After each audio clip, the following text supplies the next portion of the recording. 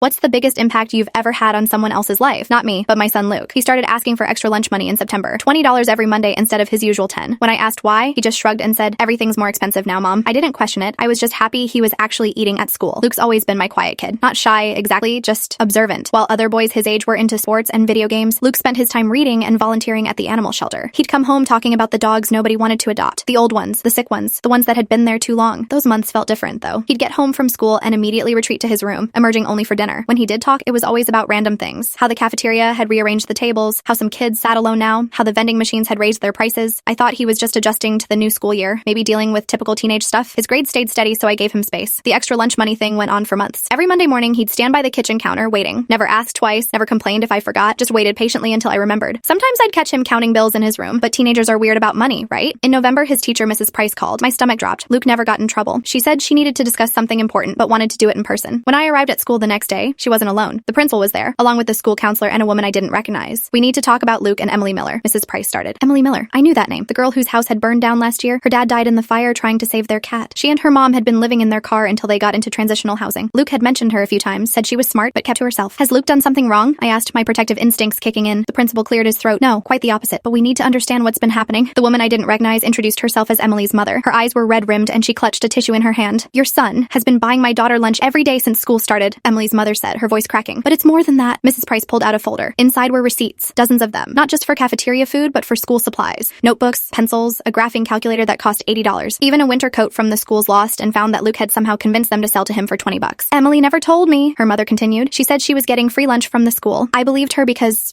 I needed to. I've been working 3 jobs trying to save for a deposit on an apartment. I thought I was doing enough, but the counselor explained that Emily had been coming to school hungry. The free lunch program only covered the basics, and growing teenagers need more than a small sandwich and an apple. Luke had noticed her counting out coins for extra food and coming up short, so he started buying her full meals every single day. But that wasn't what made everyone in the room start crying. Last week, Emily attempted to take her own life," the counselor said gently. She left a note. Most of it was about how she couldn't handle being a burden to her mom anymore. But at the end, Emily's mother handed me a crumpled piece of paper. In shaky handwriting, it said, "Tell Luke, thank you. He made me feel like a normal kid. Lunch was the only time I forgot about sleeping in a car. I'm sorry I won't be there Monday. He'll wonder why I'm not at our usual table." A teacher found Emily in the bathroom before it was too late. She was getting help now, staying at a treatment facility. When Luke got home that day, I hugged him tighter than I had in years. "Why didn't you tell me?" I asked. He looked genuinely confused. "Tell you what? About Emily. About the lunch money." His face went red. "She would have been embarrassed. You always said helping people isn't about getting credit. It's about doing what's right. Besides, she's my friend. Friends help each other."